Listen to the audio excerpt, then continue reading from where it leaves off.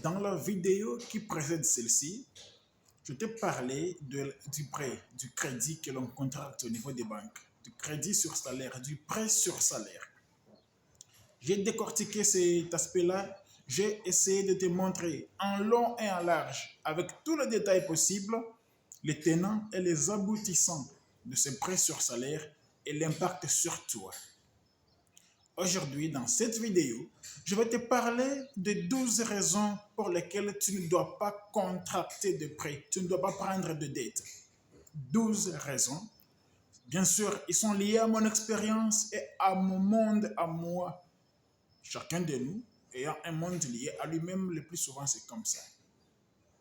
Voici les 12 raisons pour lesquelles tu ne dois jamais prendre de dette, jamais contracter de prêt. La première raison, c'est le mariage. Si pour que tu puisses te marier, si pour que tu puisses réaliser ce qu'il te faut, c'est-à-dire le mariage, le plus beau jour de ta vie, s'il faut réellement que tu prennes un prêt pour te marier, je n'ai pas deux choses à te dire. La seule chose est que tu n'es pas prêt.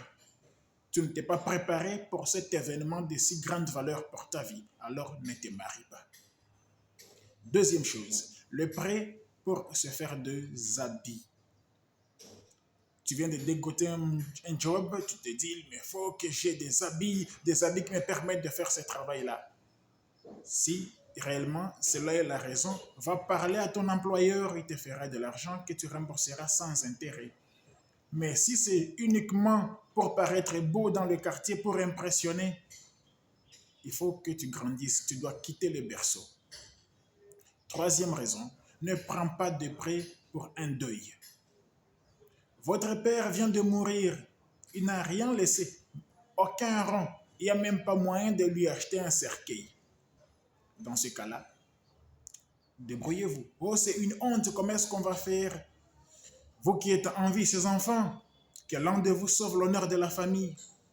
S'il n'y a personne d'entre vous qui puisse sauver l'honneur de la famille, alors cotisez-vous pour payer ce cercueil-là et ce funérailles. Même si en vous cotisant, vous ne saurez pas le faire, il est possible que votre famille soit déjà couverte de honte.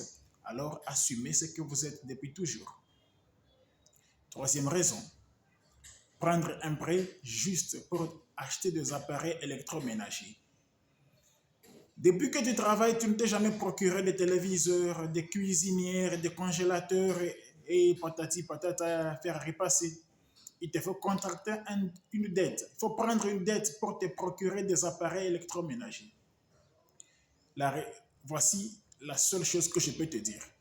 Tu n'as pas encore droit à ces appareils-là. Contente-toi de ta vie. Épargne, économise, investis. Le moment venu, le moment où tu auras droit aux appareils électroménagers, tu les achèteras avec tes propres moyens. Cinquième mauvaise raison pour prendre un crédit, c'est de te dire que tu vas payer les loyers. Tu es dans une maison que tu n'as pas de moyens pour payer et que pour les faire, tu dois contracter des dettes, tu dois aller t'endetter pour payer. Tu n'es pas fait pour cette maison-là. Quitte la ville, va t'installer dans les banlieues loin de la ville et puis ne prends même pas une maison, prends un studio. Organise-toi. Le moment venu, le moment où tu auras épargné, investi, le moment où tu commenceras à gagner ta vie, alors tu reviendras en ville, en force. Ou encore, va rester chez tes parents, organise-toi et tu reviendras après. Sixième mauvaise raison, c'est de te dire que tu vas prendre un crédit juste pour te payer une voiture. Ah, tout le monde au boulot a une voiture. Tout le monde est véhiculé dans ce quartier. Pourquoi pas moi?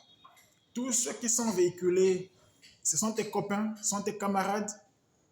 Alors, toi, tu vas te véhiculer pourquoi? Juste pour te faire voir, pour qu'on te voit aussi. Prendre les transports en commun, le bus, le taxi existe, même une moto si possible. Le moment venu où tu auras des moyens, où tu seras financièrement stable, tu les feras.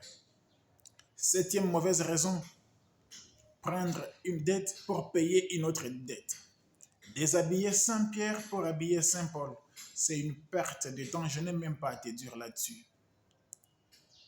Huitième mauvaise raison, je prends une dette pour me payer des vacances de mon niveau.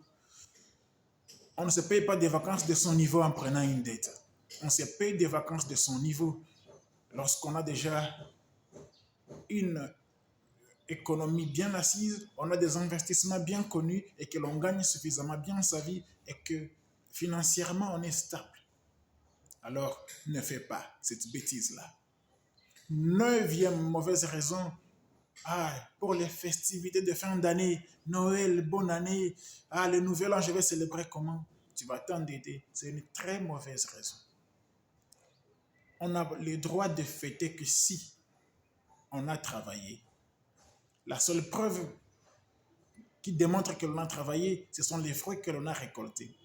Si on a travaillé et que l'on n'a pas de fruits ou si les fruits sont insuffisants, on n'a pas droit aux festivités, on n'a pas droit aux fêtes, on n'a pas droit au repos. C'est le moment de travailler. Laisse les gens qui savent déjà récolter, laisse les gens qui récoltent déjà aller fêter. Toi, tu as le droit de travailler. Dixième mauvaise raison, tu prends une dette juste pour donner à quelqu'un. Tu voudrais montrer à quelqu'un d'autre que toi, tu as réussi. Quelqu'un sollicite auprès de toi de l'argent que tu n'as pas. Mais vu ton apparence et la manière dont tu te comportes, tu lui as fait savoir que tu avais de l'argent. Ainsi, tu vas contracter une dette. Tu vas prendre un prêt que tu paieras avec des intérêts pour venir donner à quelqu'un d'autre un prêt qui te remboursera sans intérêt. Juste pour sauver les apparences, pour paraître, pour qu'on dise que tu es ce que tu n'es pas, pour qu'on puisse croire que tu as réussi ta vie alors que tu n'as rien. Ça, c'est une forme d'idiotie. Onzièmement, prendre une dette pour faire plaisir à quelqu'un. Tu vas impressionner une meuf, tu vas impressionner une fille, tu vas impressionner ta femme, tu vas impressionner, je ne sais pas, n'importe qui, un membre de la famille, quelqu'un. Tu prends une dette juste pour te faire prévaloir pour ce que tu n'es pas et pour ce que tu ne seras peut-être jamais. Puisque après un moment donné, tout va s'écrouler. Tous les mensonges sur lesquels tu as bâti ta vie vont s'écrouler et l'on saura réellement qui tu es. Ne fais pas ces choses-là. Tu dois quitter les berceaux. Tu dois quitter les berceaux, comme je te l'ai dit. J'ai vu aussi quelqu'un prendre un prêt. À un moment donné, en 2017, juste pour que son compte ait de l'argent, c'est ce qu'il m'a dit. Je n'ai pas un projet, je ne vois pas pourquoi je ne peux pas prendre cet argent-là. Je voudrais seulement voir cet argent dans mon compte. Sais-tu que tu le rembourseras avec intérêt? Mais bien sûr, mais au moins mon compte aussi aura eu telle somme un jour. Et avec le temps, qu'est-ce que tu vas en faire? Je ne sais pas encore, mais au moins mon compte aussi a cet argent-là.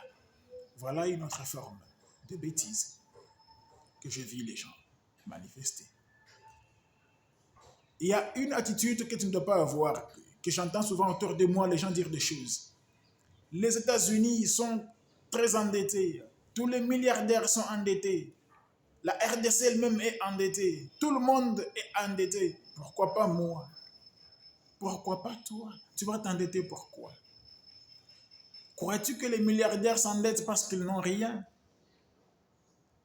Ne sais-tu pas que ces gens-là manipulent tout, manipulent même les finances, manipulent tout en leur faveur et que cela leur évite de payer des impôts et des taxes? Sais-tu comment les pays sont endettés et pourquoi ils le sont? Et tu te compares aux milliardaires, tu te compares aux nations, aux pays par rapport à quoi? Ces 12 raisons devraient te guider pour faire attention et ne pas plomber tes économies et tes finances.